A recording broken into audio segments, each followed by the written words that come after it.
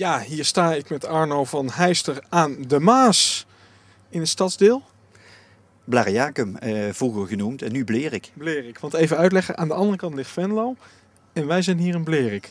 Wat voor gemeente of wat voor stadsdeel is Blerik?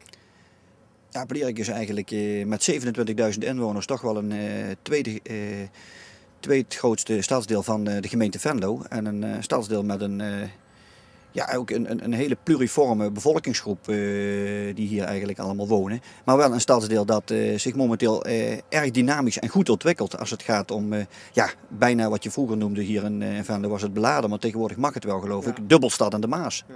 Want 20% van de bewoners hierin is multicultureel. Turken, Marokkanen leven naast Nederlanders. Hier wonen ook heel veel Duitsers. Ja. En dat gaat goed, dat samenwonen hier? Ja, dat moet ik zeggen. Dat is gewoon ik heb een heel veilig gevoel. En de mensen in Blerik ook die zich hier bewegen.